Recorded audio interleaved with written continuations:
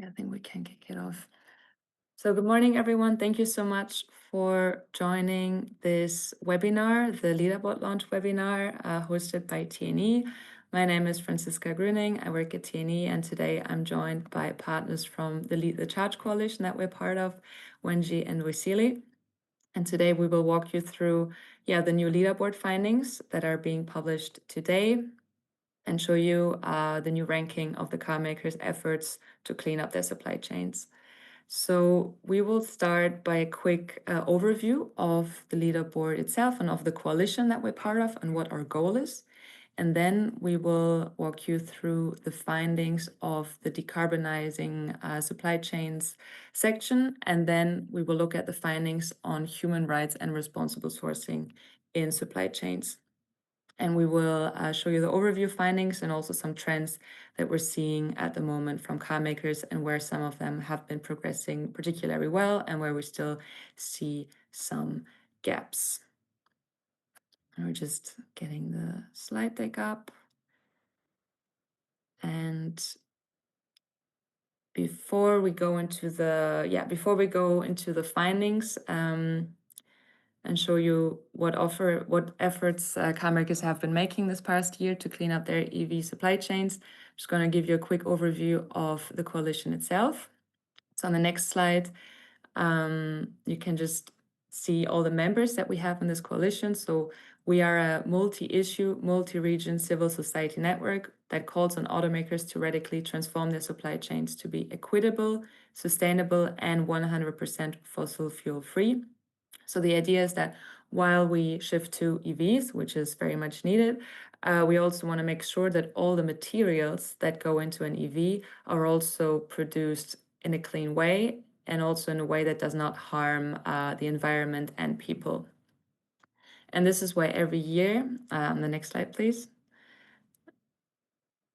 So this is why every year we evaluate automaker supply chain ESG commitments and policies, actions, and progress.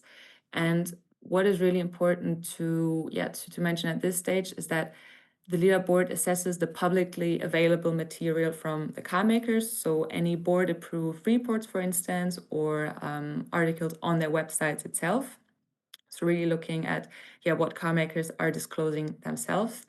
And here we look into two different sections. So one of them is the fossil-free and environmentally sustainable supply chains, looking at the general commitments, but also into the focus areas for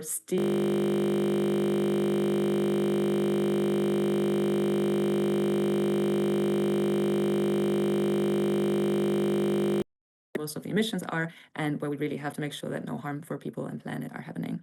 And then we also look into the respect for human rights and responsible sourcing, looking again into the general commitments, but also into their actions on responsible transition, mineral sourcing, indigenous rights, and also workers' rights.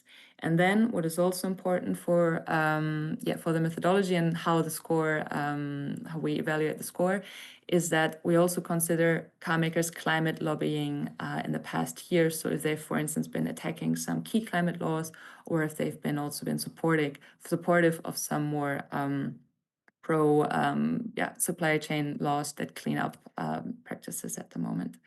So on the next slide, we can quickly see how we look at the data that we see from these public reports. And I don't want to go too much into detail, but what is really important to understand how we assess it is that we want to see how the progress is being made rather than just making a general commitment from a car maker. So a car maker may say, we want to go net zero, but we are more interested in seeing how they want to achieve this. So what do you disclose, but also how do you set targets? How do you want to achieve progress? And also how do you use your position as an automaker in the supply chains to see that progress? So it's not just about stating something, but also showing how you will get there. And this is also the same logic that we apply to the human rights and responsible sourcing bit, where it's not just about committing, but also demonstrating how you will achieve progress on the ground. Next slide, please. So now looking at the leaderboard findings and the overall findings. So on the left, you see the current ranking, and I will also share the link in a minute so that you can look at the leaderboard on our website. And we currently see that Tesla is the top ranking company, followed by Ford and Volvo.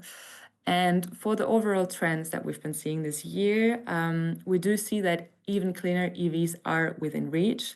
And we do see that the best in class score now actually stands at 86%. Now, what do I mean by that? As you've already seen before, we have these different indicators that we use to assess a car maker's score. But actually, you can see that if you look into the best practices from car makers, they all achieve, or like there's a possibility to achieve an overall score of 86%. So basically, what we ask for with this ranking or what we're assessing is not something that cannot be achieved at all. So basically, some car makers can have really good practices in some specific sections. So the overall progress is still a bit slower. So we first launched this leaderboard in 2023, and we do see steady progress from year to year. However, overall, it still remains slow because no automaker has scored about 50% until now, but the overall average just sits at 25%. However, again, if you would look at the best practice sections, you could see a much higher score because it is feasible what we're actually asking for. So automotive action on clean and equitable supply chains has still shifted decisively from the margins to the mainstream. So it's becoming more of it's becoming a big topic for car makers to become more active to clean up their supply chains. It's not something that is just on the side, but really becoming more of a focus for them. And we do see that US companies collectively have achieved the highest average score this year, but that actually also Chinese companies were the fast improvers this year. And this was specifically led by BYD and Geely. We also see that EU automakers are in the top 7. This is the case for all EU automakers except Stellantis, which is currently at the 12th position. We also see that policy is helping to drive sectoral progress. There is various laws in the EU, like the EU Betters regulation, that has been driving progress. But we also see that for some climate laws, such as the car CO2 standards or the combustion engine ban, we also do see anti-climate lobbying from some car makers, which remains a problem at the moment. And overall, we do see that electrification is driving positive supply chain transformation, and that just shifting to clean EVs as such is also transforming the supply chains behind it, as seen with positive change for steel and aluminium, for instance, which we'll also see in more detail in a minute. Next slide, please. So again, just looking at the average versus best-in-class score for this leaderboard. So we do see a dramatic difference between the average and the best-in-class score in each subsection. So if you would just look at the best practice for instance, aluminium, you could see that overall car makers have a lower average score. However, if you just look at the best scoring company, you can actually have a score over 80%. So again, what we're asking for is already out there and it already exists as demonstrated by some leading car makers. Next slide, please. And then we also see that some leading automakers are pulling further ahead and that they have improved the overall score since 2023 by twice as much as their peers. And this is actually a core group with Ford, Mercedes, Tesla, Volvo, and Volkswagen, which have been some of the quickest improvers since the first leaderboard.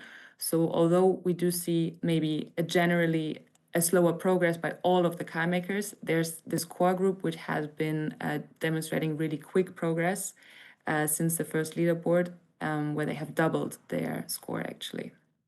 Next slide, please. So our overall message for this year's leaderboard is that targeted action backed up by more transparent and granular reporting is really what sets industry leaders apart. So again, it's not just about the general commitment for clean supply chains, but really demonstrating how this will be achieved and demonstrating the targeted action that needs to be taken to do so. So now I'm going to pass over to Wenji, who will run us through the first section on progress on supply chain decarbonization and circularity. Yeah, thanks, Francisca.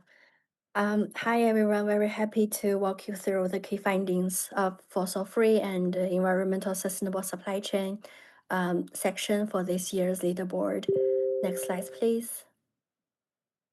So this year, we are very happy to see a maturing industry.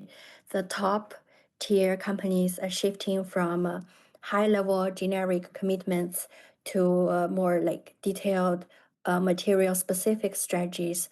We are finally seeing the tangible results of these efforts as many EV models are hitting the market, featuring more and more low-emission materials.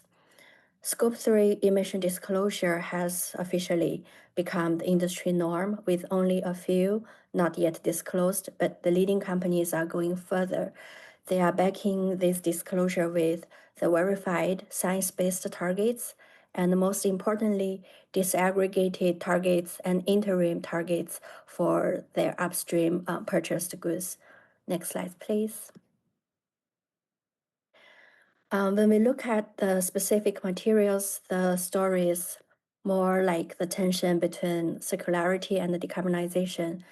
On steel and aluminum, we see excellent progress in circularity. Recycling is going up, including on post-consumer scrap efforts, but we also see a big gap here. Except for the early movers, most automakers still lack robust strategies to decarbonize their primary steel and aluminum. The market is actually still waiting for the strong green demand signal from automakers to lead and justify the massive industry shift for cleaner materials. On batteries, this is where we see the most activities, with half of the automakers making some progress, but it's lopsided. When they are pretty proactive on battery recycling, we see limited action on actual carbon footprint disclosure and mitigation, or efforts to reduce the fossil fuel dependency in their upstream mineral supply chain. Next slide, please.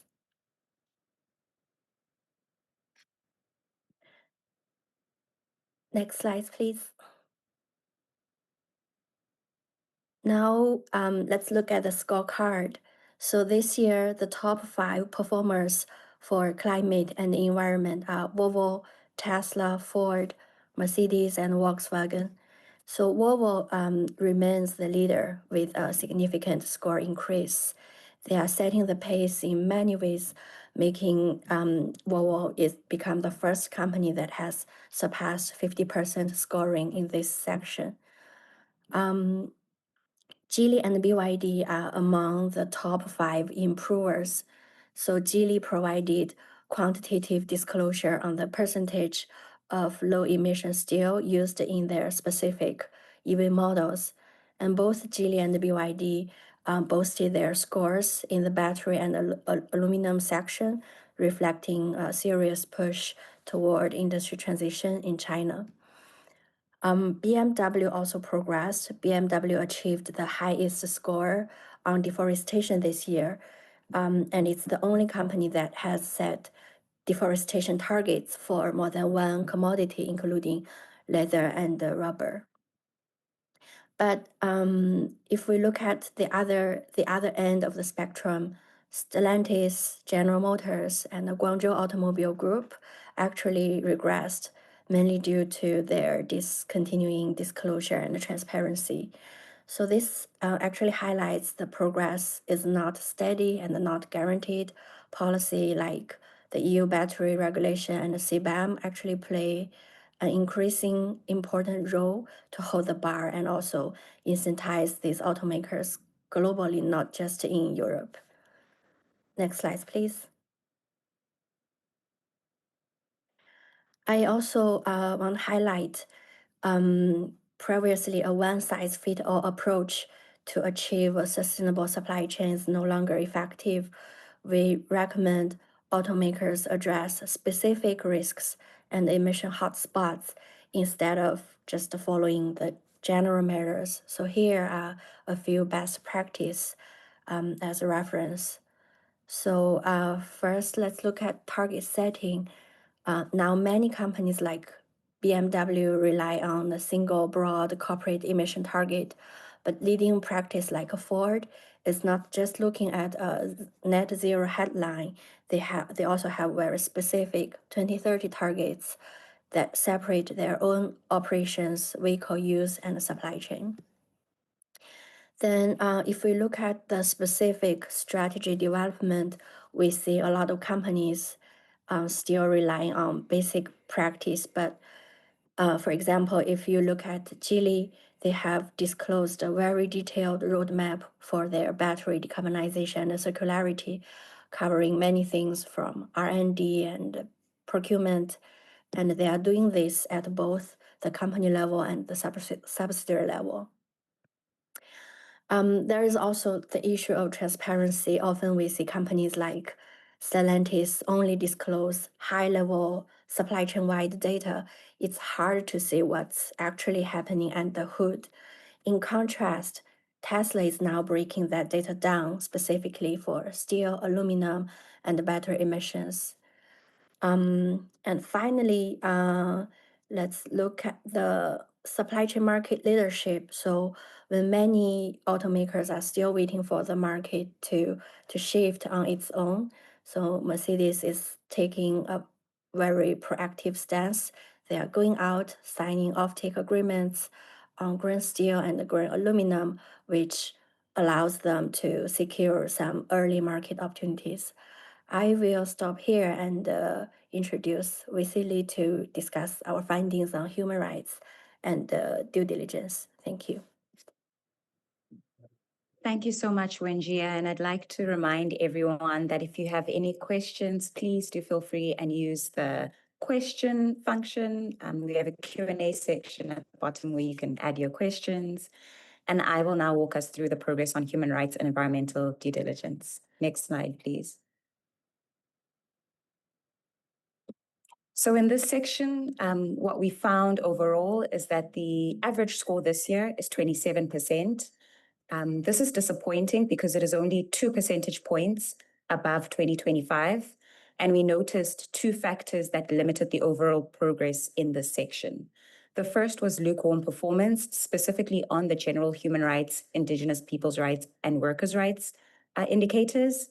We also saw no improvement on the average score related to responsible sourcing. And a lot of this lack of improvement was because of a failure to disclose and a lot of regressions where in the past years, automakers did disclose, but this year we saw a lot of regressions in how much they were disclosing.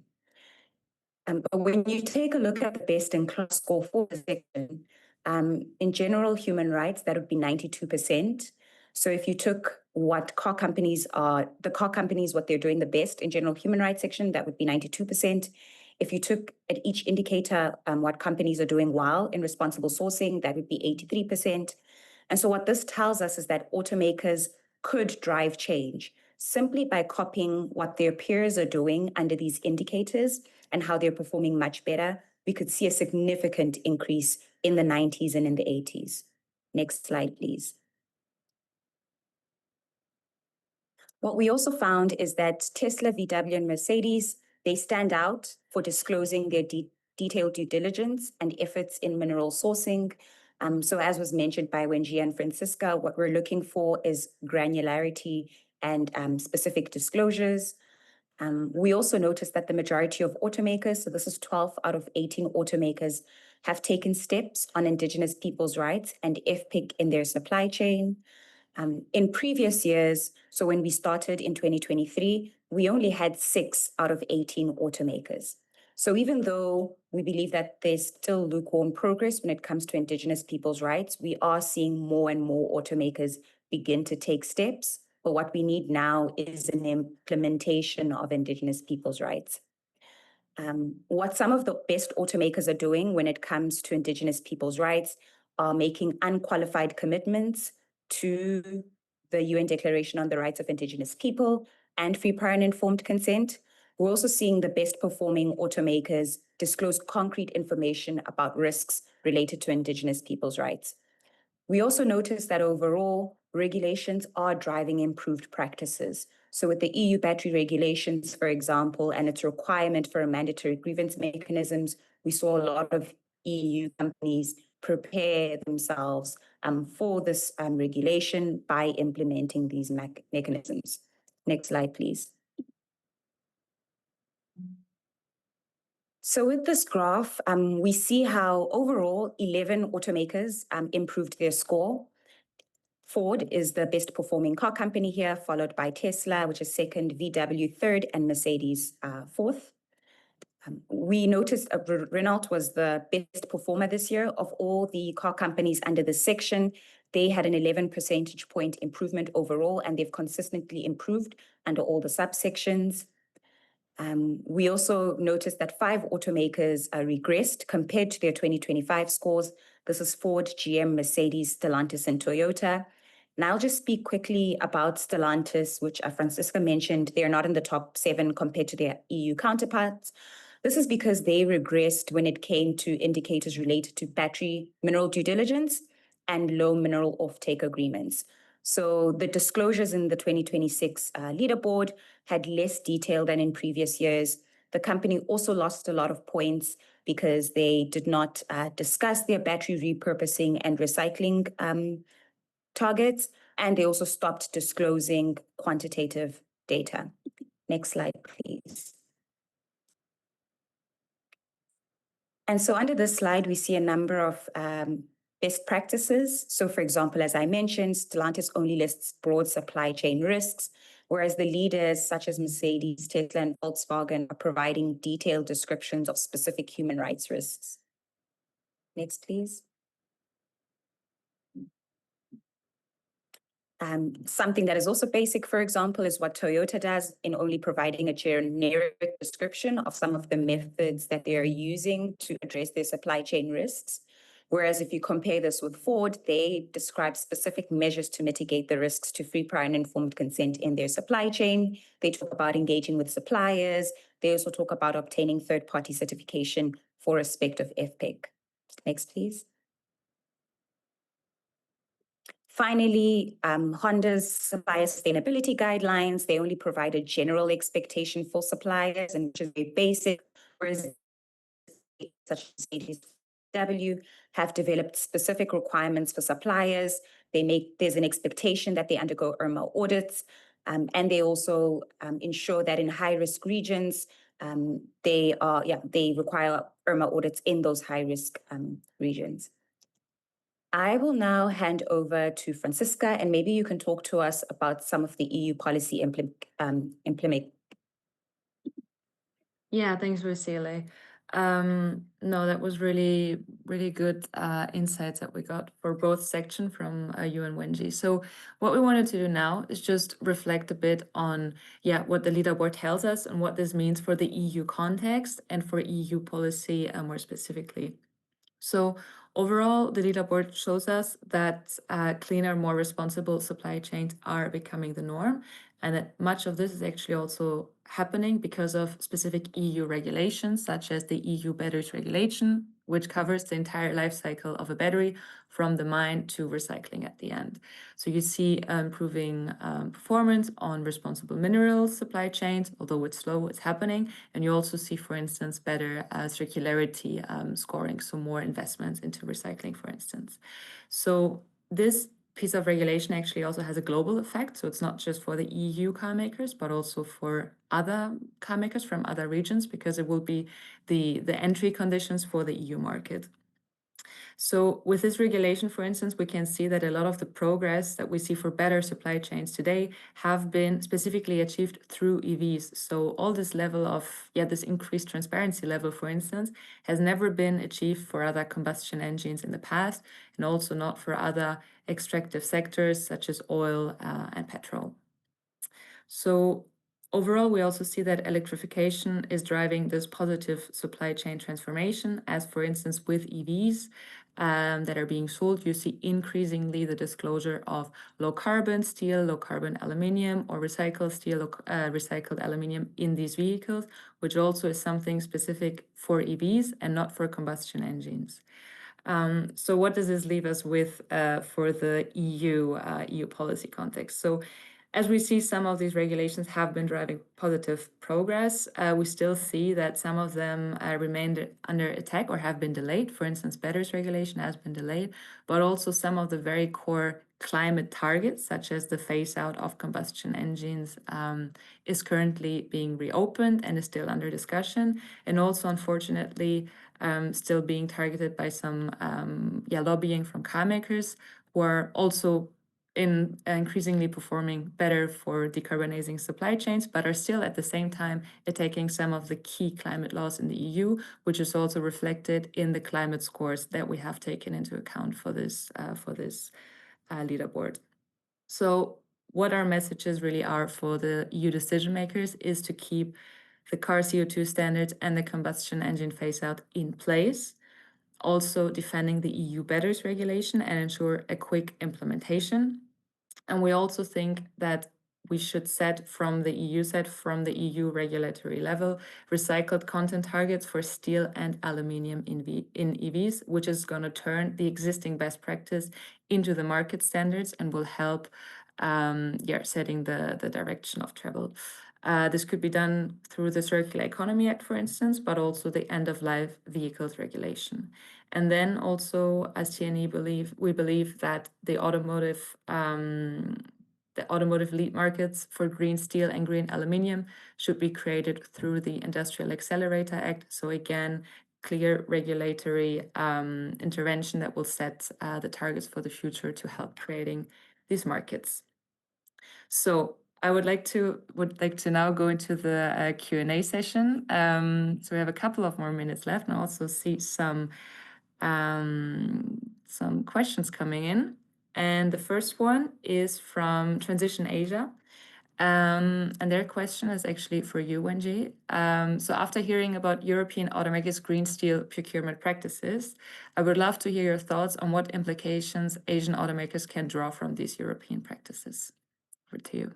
Yeah, thanks for this great question. So actually, from our research, we noticed the Asian automakers have already made sort of progress in terms of decarbonizing their steel supply chain. But if we look at the signaling the green demand and have like sort of green steel procurement practice, which is still quite limited compared with European automakers.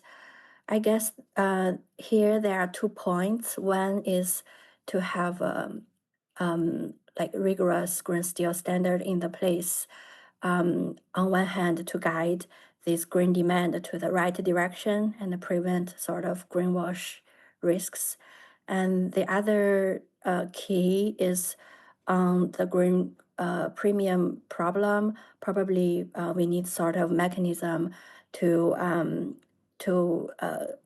like collaborate with both upstream and downstream stakeholders to share the cost and the risks.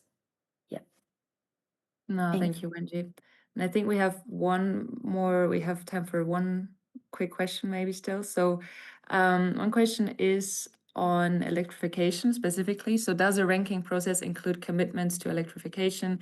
Several companies have announced a switch in balance towards hybrids due to perceived lack of consumer demand for battery electric vehicles, or does this come under lobbying? So this is something that is specifically captured with the lobbying score. So actually, we only have one EU OEM that is currently having a rather decent score on climate lobbying, which is Volvo with a B-. However, the others are scoring worse on this, which is due to the lobbying attacks on these targets at the moment. So it's really important to stay in track to stay with electrification targets. And so I think you can now see also the link in the chat. So apologies, I couldn't share it earlier. However, all the findings that we've just shared with you are part of this leaderboard and also on our website. So feel free to check out the different features that we have on that website. And if you have any more questions, please feel free to reach out to us via mail. We're always happy to get back to you for more clarifications. And thank you very much for joining us this morning. And we hope to be in touch with some of you in the future. Bye-bye.